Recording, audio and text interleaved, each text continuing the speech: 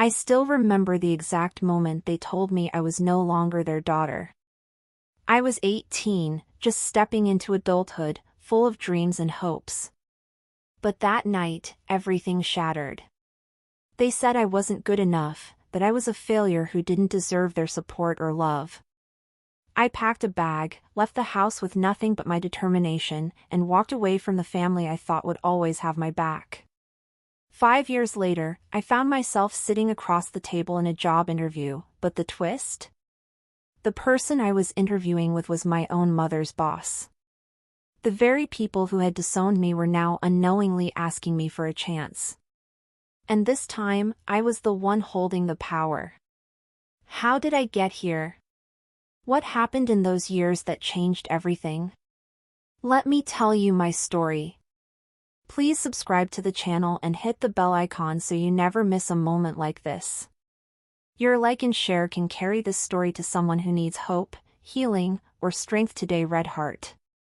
Growing up, I always believed family was supposed to be your safe place.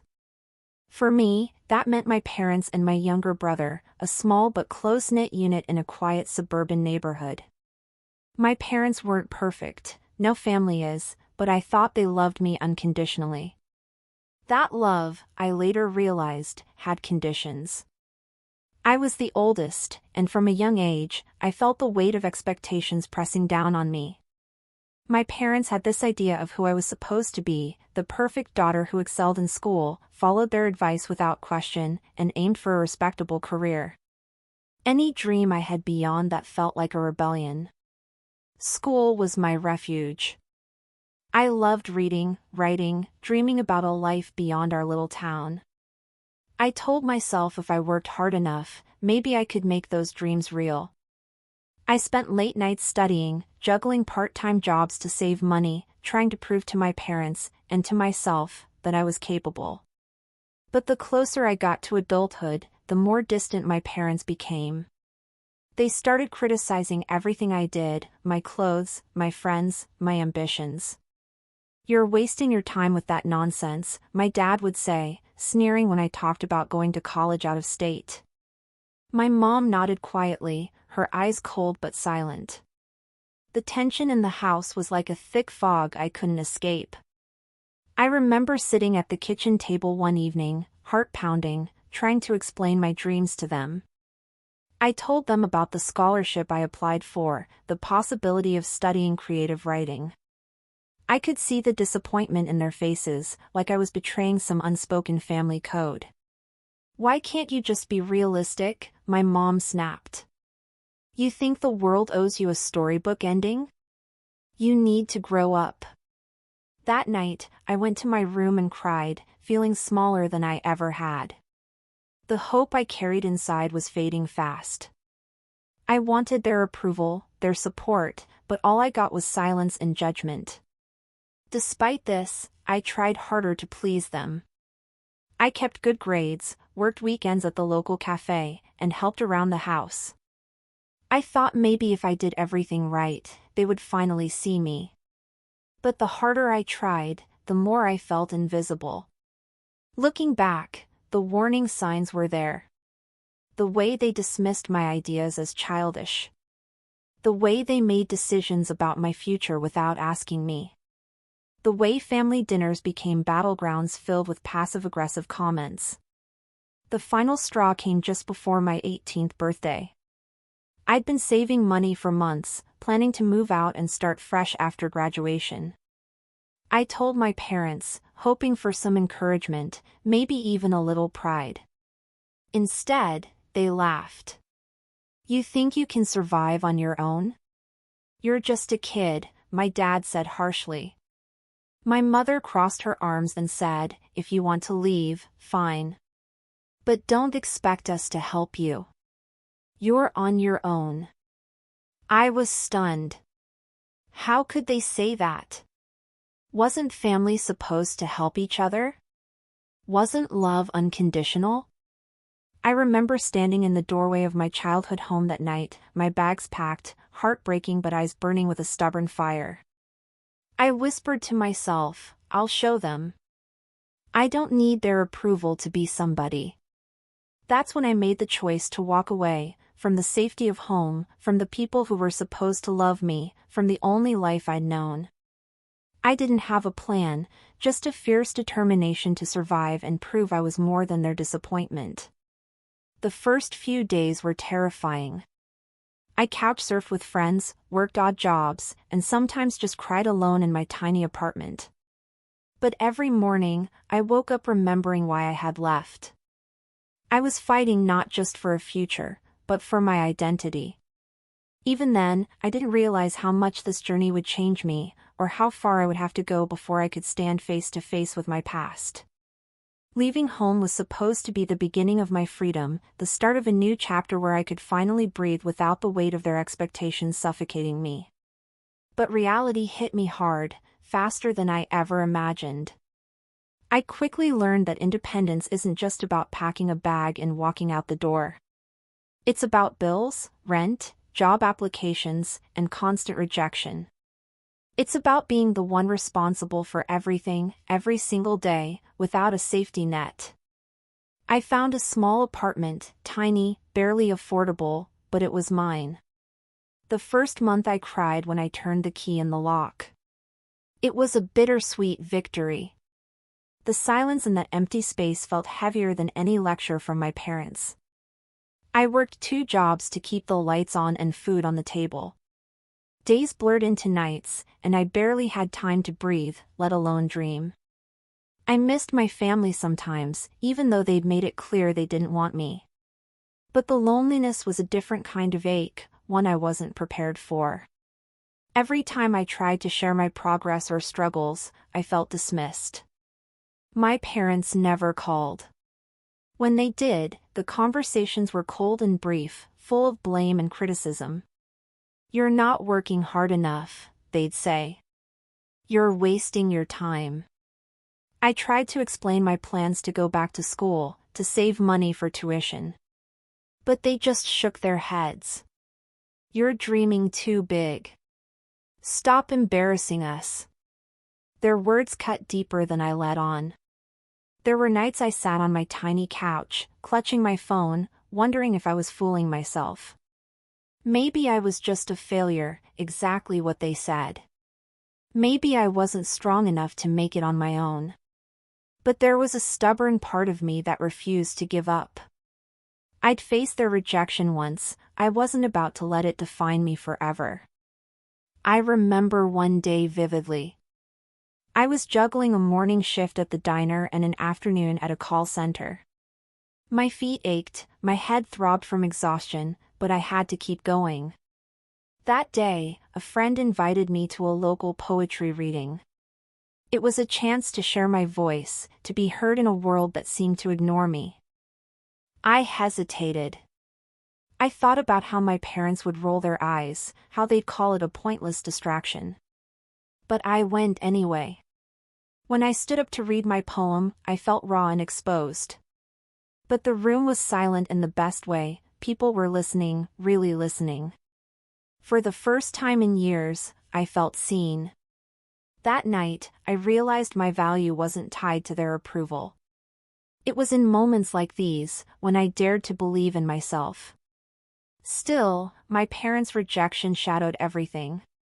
At family gatherings, I was the disappointment, the one everyone whispered about. They treated me like a stranger, an inconvenient secret to be ignored. One Christmas, I showed up at my mom's doorstep with a small gift and a hopeful smile. She answered the door, glanced at me with cold eyes, and said, "Why are you here? You're not part of this family anymore." The words crushed me. But I didn't cry. Instead, I turned around and walked away, clutching my gift like a lifeline. Inside, I was a mess of emotions, hurt, anger, confusion. Why did it have to be this way? Why couldn't they just accept me, flaws and all? The hardest part wasn't the rejection itself, it was the silence after. The absence of love, the emptiness in my chest that grew every day. Still, I pushed forward. I enrolled in community college, took night classes, and worked harder than ever. But even when I sent them my grades or told them about my achievements, I heard nothing back. It was like I was invisible. I started to question everything. Was I chasing a dream that wasn't meant for me? Was I just a lost girl clinging to a fantasy of acceptance that would never come? But then, something inside me shifted. I realized I wasn't just fighting for my parents' approval anymore. I was fighting for me. For my dignity. For the life I wanted to build on my own terms. I made a silent promise to myself that no matter how many times I was knocked down, I would get back up. Because if they didn't believe in me, I would have to believe in me twice as hard. The journey was lonely and brutal. But every challenge, every sleepless night, every tear, brought me closer to something I never thought possible: freedom. Just when I thought I'd learned to live with their rejection, life threw me a curveball that I never saw coming.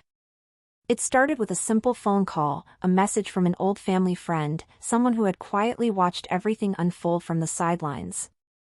"Hey, I don't know if you've heard, but there's something you should know about your parents' business," she said, her voice hesitant.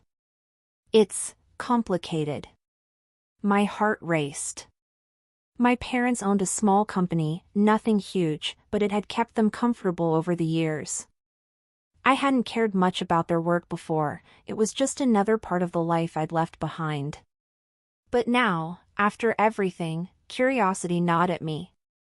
I decided to dig deeper, even though every instinct told me to stay away. I found myself pulling at threads, asking questions, sneaking into places I shouldn't. And then, I found it, hidden in a drawer at a family friend's office, a file with my name on it. Inside were documents, contracts, bank statements, letters.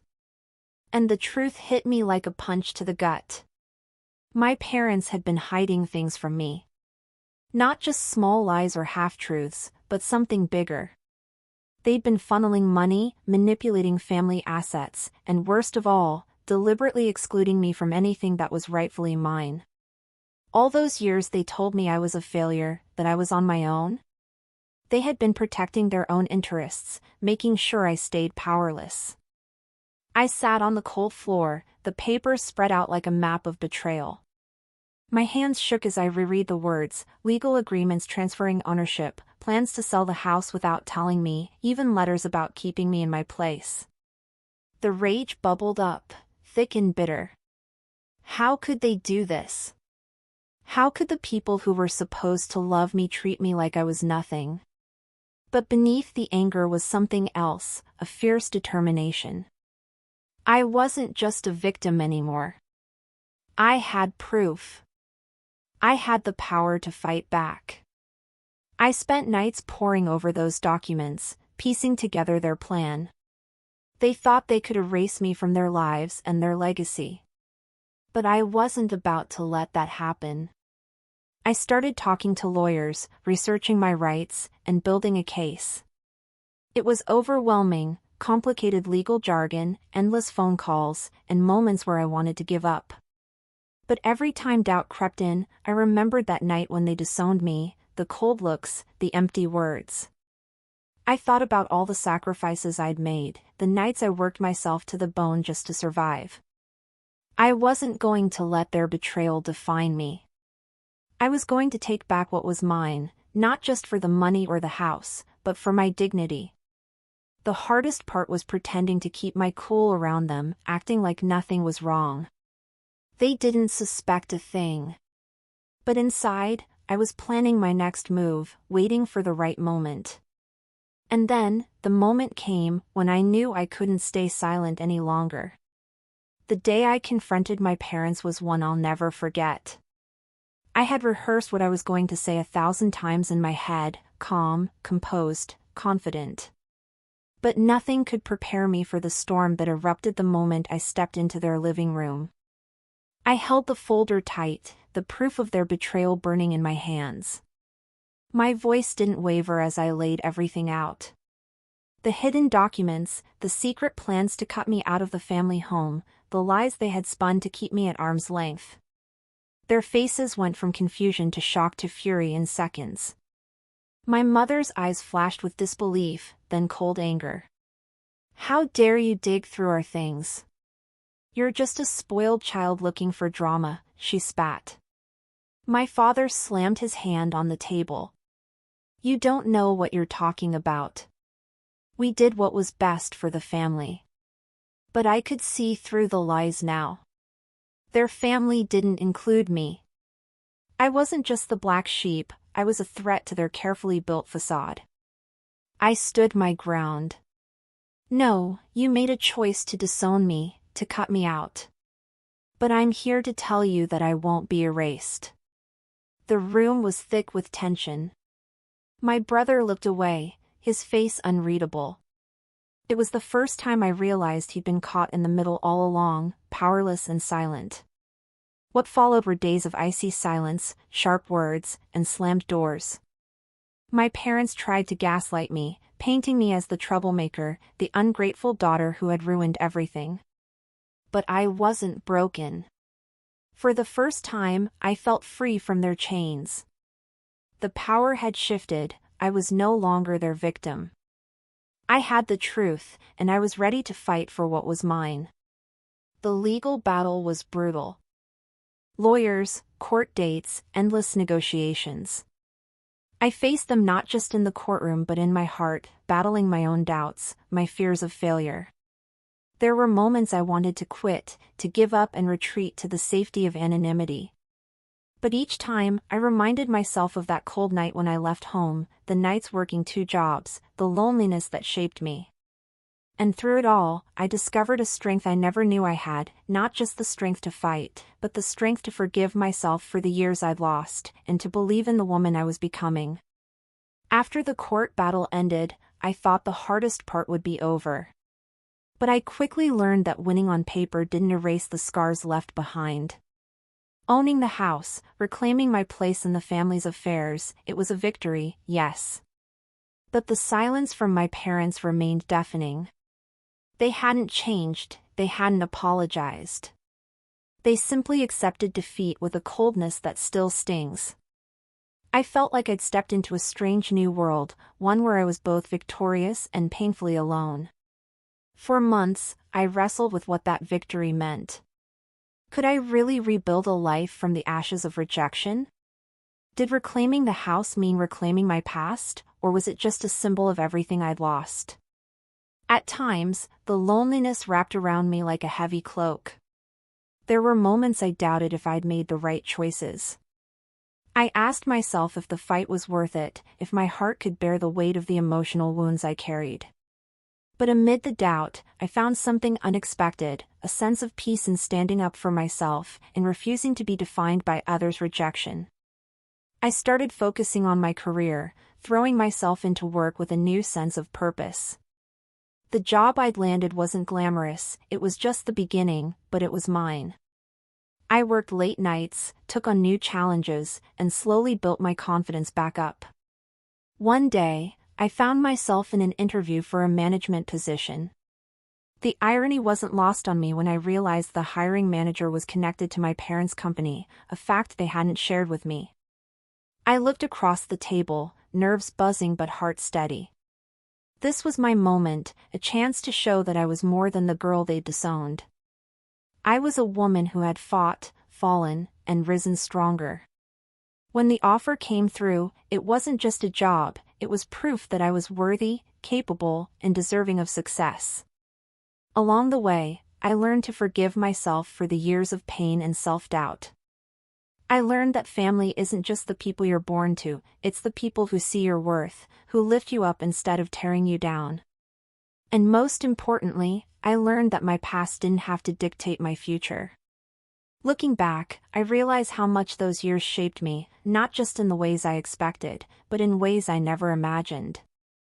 The pain of being disowned, the struggle to survive on my own, the betrayal I uncovered, and the battle to reclaim my life, all of it forged a version of me that's stronger, wiser, and more compassionate than I ever thought possible. I'm not the same scared girl who left home at 18, clutching a bag of dreams and a heart full of hope. I'm a woman who's learned to stand tall, who's claimed her worth despite the odds. My relationship with my parents? It's complicated. We haven't magically healed, and maybe we never will. But that's not the point anymore. The point is that I've stopped waiting for their validation. I've stopped tying my happiness to their acceptance. Instead, I've built a family of my own, friends, mentors, colleagues, people who believe in me and support me unconditionally. And if there's one thing I want anyone watching this to take away, it's this: your worth isn't defined by the people who reject you or the hardships you face. It's defined by how you rise after you fall. If you're struggling with rejection, with feeling unseen or unloved, know this: you are not alone. Your story isn't over. You have the power to rewrite the narrative, to reclaim your life, and to become the person you were always meant to be. So take that first step, no matter how small. Believe in yourself when no one else does. And remember, sometimes walking away is the bravest thing you can do, because it means you're ready to fight for your own happiness. Thank you for listening to my story. If it resonated with you, please share it with someone who needs to hear it too. We're stronger together.